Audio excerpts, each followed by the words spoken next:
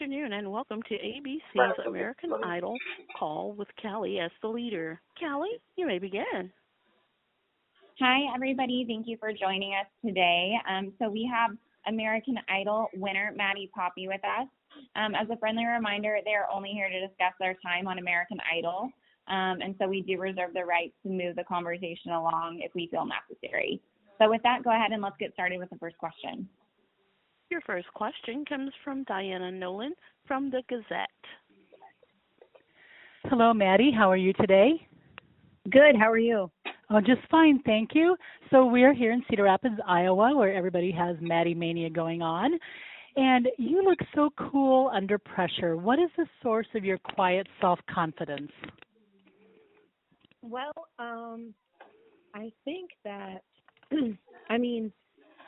I'm not totally calm, but I think that that's a hard question. Oh, sorry. I think that I think that's just the way that I deal with my nerves. I kind of just I try to act relaxed. I think I'm pretty decent at fooling people to make people think I'm not nervous. And I think that when I'm nervous, I guess I'm sorry. I'm really bad at answering this question. No, you're fine. That's the best answer I think I can give you. I think I'm just good at pretending. Excellent. Thank you. Your next question comes from Bethany Carson from the Clarksville Star. Hi, Maddie. We are really excited to have you win in Clarksville, and I was wondering if there's any message that you'd like to give to people back in your hometown.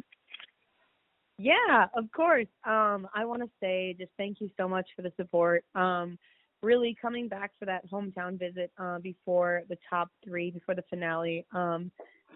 I didn't realize how much support I had back home, and it really meant a lot. And I think that was a great boost to send me to the finale. And I know that I would have never made it this far without all of your guys' support, because just to see all the people who showed up that day was really incredible. Thank you. Your next question comes from the line of Eric Van Sickle from Waverly Newspaper.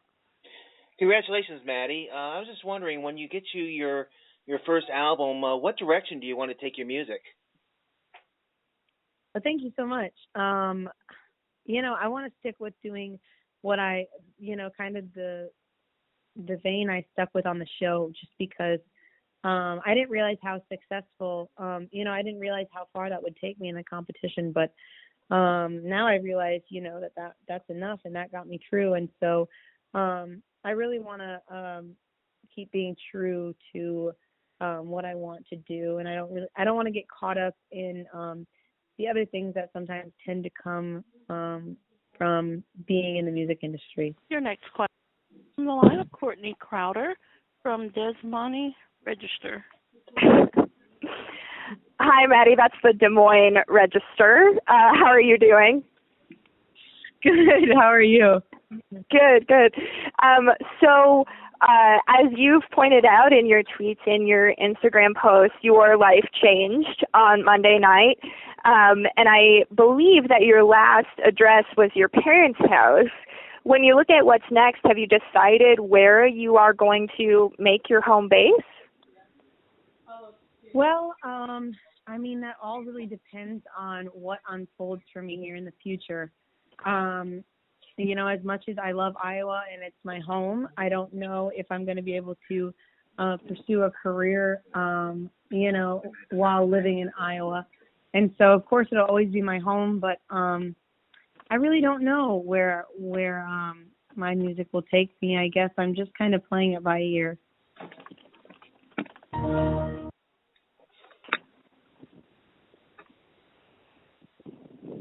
Your next question comes from Andy Swift from TV Line.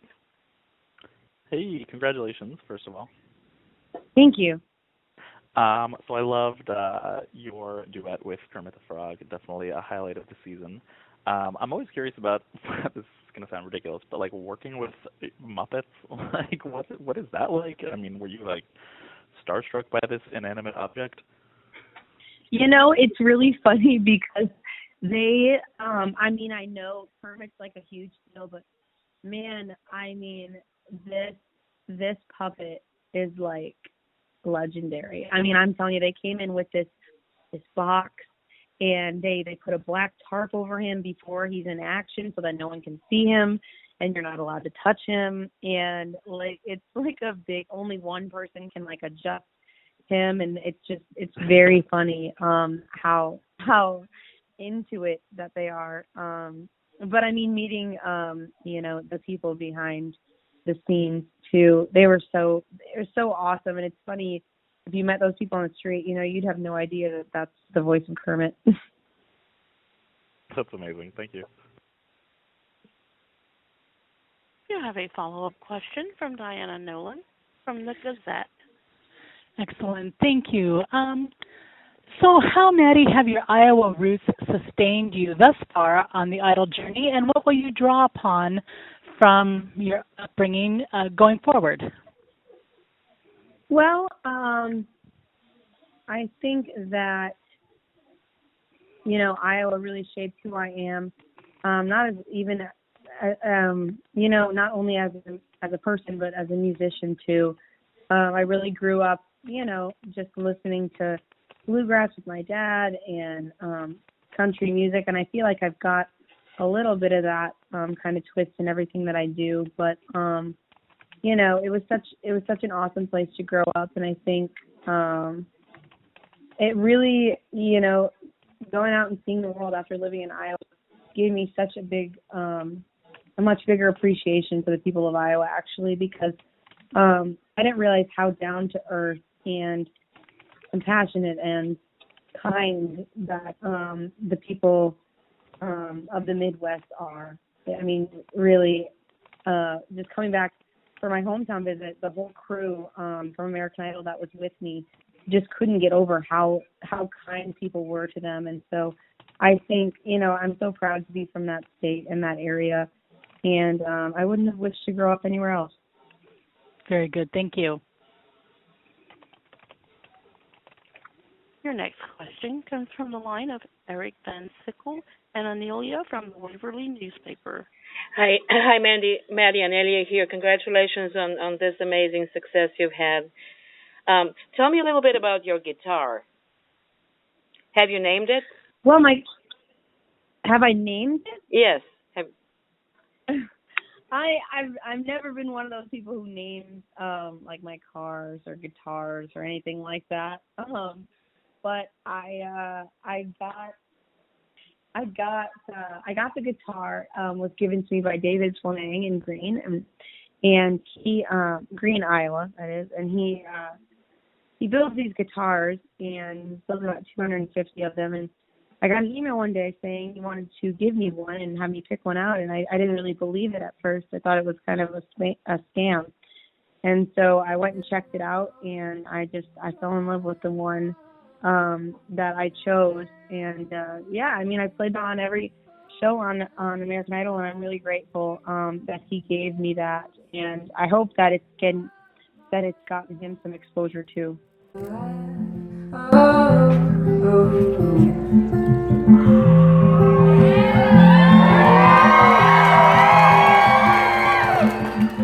Next question is a follow-up from Diana Nolan from the Gazette. Thank you.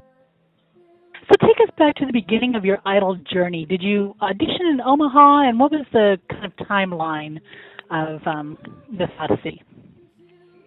So yeah, on August 29th, I auditioned in Omaha, and there was like 1,000 people there, and he sang for 30 seconds, and I got through that round. And on September 11th, then I went to Chicago, and I did 2 more rounds in front of the producers, and then the second round was in front of the executive producers, and after that, they told me that I would be auditioning in front of the judges. And so then I went on October 4th was when I auditioned in front of the judges in New York City. So it was quite a process, and I just can't believe that, I made it this far. I just, thinking back to those days, all I could think about was, oh man, I just want to make it through one more round. And yeah, man, it's crazy to think back that far. Yeah. What did you audition initially with? I auditioned with Bobby McGee at first, and then they wanted to hear another song, so I did Rainbow Connection, and then after that they said, oh, you have to sing that song from now on, that's a good one, and so that's what I sang for my judge round. Excellent.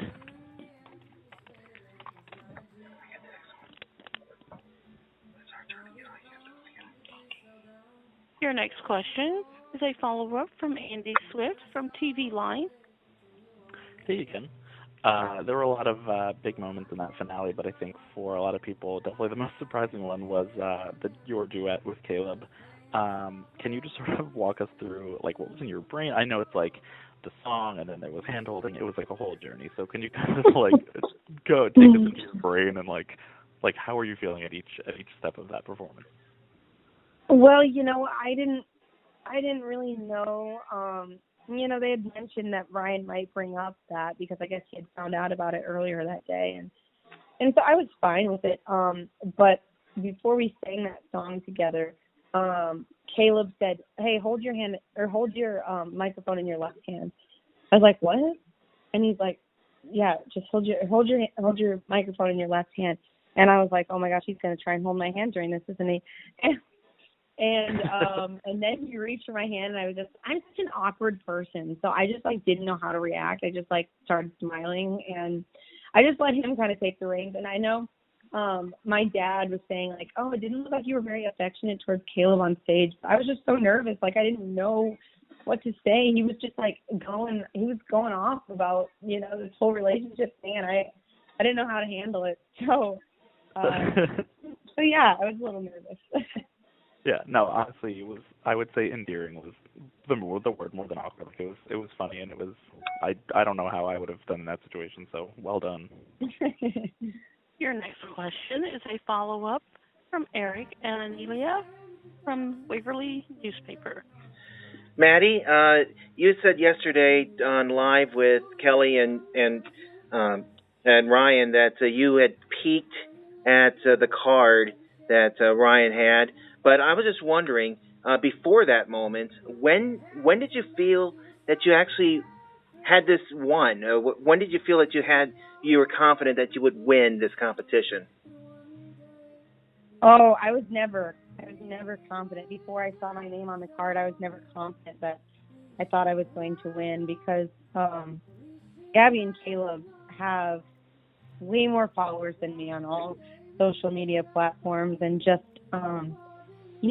I didn't, of course we don't know the numbers, and I thought, country music is, there's two country people in this finale. Obviously, they've got some country fans watching the show, and I know that country music fans are very loyal, and so I didn't ever think that I had this one. And the whole night was just one surprise after another. Next question comes from the line of Courtney Crowder from Des Moines Register.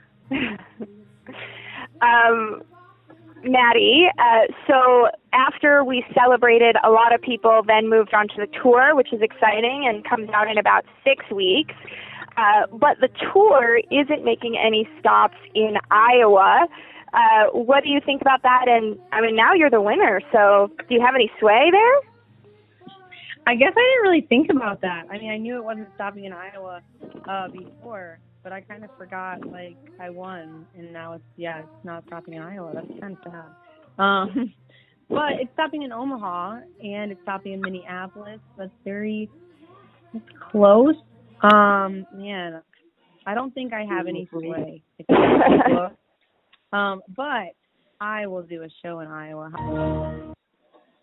I'm sure we'll take it. And a quick follow-up to the TV line person's question. When Caleb announced your relationship, did he want to do it, or was there pressure? Did it come naturally from him? Yeah, that morning, a producer had actually come up to us and said that Ryan found out about our relationship, and that if we were the final two, that were we okay with that coming out? And we both were like, yeah, that's fine. We kind of had just hit it because we didn't want people to think we weren't concentrated on the show, and we didn't, we didn't want it to affect the voting, and so we had just. We didn't really want all of that attention, and I guess, once the finale hit, all of that stuff didn't really matter anymore, and so, right. Yeah, I mean, it was an interesting night.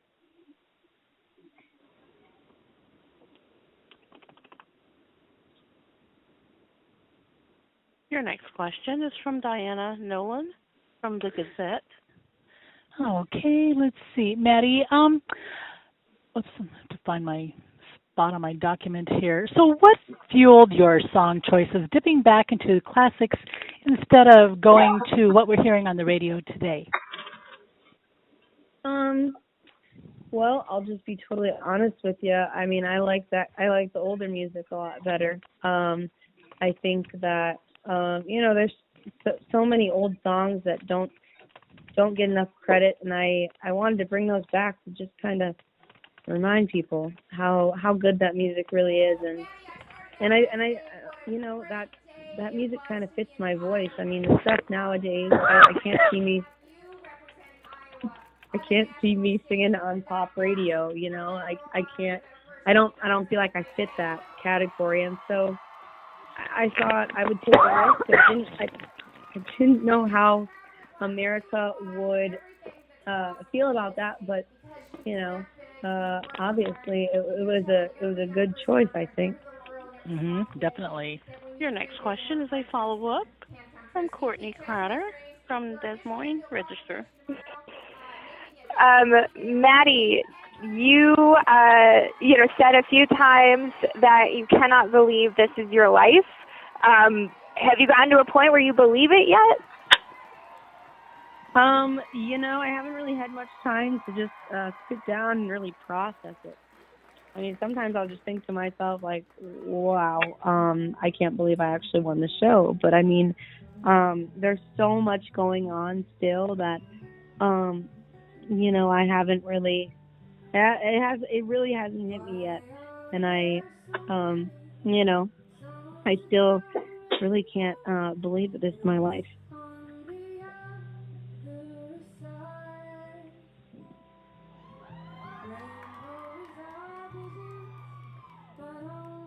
Your next question is from Eric from Waverly Newspaper. Yeah, actually, I will take this question, and Ellie will take this question. So, Maddie, you won this competition on your authenticity and being true to yourself. How do you plan to stay true to yourself? And if I may, a quick follow-up, what will stay the same? A lot has changed in your life, clearly, but what will remain the same? Well, some things that I want to remain the same. I have always been super close to my family, and I want to make sure that I maintain, those relationships because, my family is very important to me. So I want to make sure that I can make time for them. But also, with the music thing, I guess I think I just need to stand up for myself and, say, just be true to myself and not get caught up in like the money aspect of it all. Get caught up in really just doing what I love. And I don't want to get caught up in all of the other things that come along with it. I want to really make sure that I do it right. Because I want to continue to stay true to myself and continue doing what I'm doing because I don't want people to think, oh, now that she's off of American Idol, she let the music industry get a hold of her and she changed her style and everything. So I want to continue doing what I love, because I think that if I were to just, change my style because someone said to, it wouldn't be fun anymore. I wouldn't want to do it. I'd have no motivation to do it anymore. And so, if I'm not doing what I love, then it's not going to be any fun. So I think that for sure I'm going to continue to stay true to myself. Your next question is from Diana Nolan from the Gazette. Advice you have received on this journey, either about your musicality or going forward with career? Well, Katy Perry gave me some good advice the other night, actually, after the finale. She came up on stage and talked to me and just said, to not get caught up in everything around me and really stay true to myself and stand up for what I believe in, and not to let people change me. And so I think that was the best advice. Thank you. Your next question is from Courtney Crowder from Des Moines Register. Yes, you had it that time. So kind of a weird question, Maddie, but I'm wondering if there's anything from Clarksville or that area that you'll miss. For example, I'm originally from Chicago, and so, Lou Malnati's pizza is a big deal for people from Chicago. What are some of the, items or things that you'll miss that you'll be like, hey, can you please mail these to me wherever I end up? Basically, a lot of it is food. Yeah, that's fine. Gonna miss Pizza Ranch, gonna miss Casey's General Store, and also a big one is Asian Garden in Waverly, because that's my favorite. And yeah, no, I do miss the food a lot. But things in particular, another thing is like just knowing that I'm safe, because in where I grew up, we don't have to lock our car doors, and we don't have to. I should probably not be saying this because people are gonna be like, oh, it's Maddie's car. Sure. But just little things like that, being able to walk alone somewhere, and I guess safe, I'll miss that, and knowing everybody in small town Iowa, knowing, just little small town things like that. And your final question comes from the line of Eric and Anelia from Waverly Newspaper. All right, Maddie, just to wrap this up then, speaking of mentioning Waverly, there's going to be a new venue coming soon to the Waverly area, Champions Ridge, where the Brainerd County Fairgrounds will be. Do you feel that you'd want to maybe help christen the new fairgrounds come 2020? Wow, that's pretty cool. That's finally coming to life. But yeah, of course. The Brainerd County Fair had me when I didn't have any platform at all, and has hired me year after year. So of course I want to pay them back for all of that. All the support that they've given me throughout the years.